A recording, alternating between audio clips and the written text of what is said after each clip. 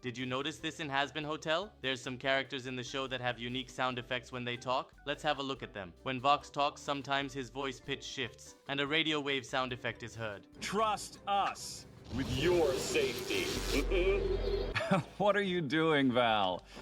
You're not going over there. Valentino is a moth demon, so sometimes he squeaks just like a moth. Mildly entertaining holes.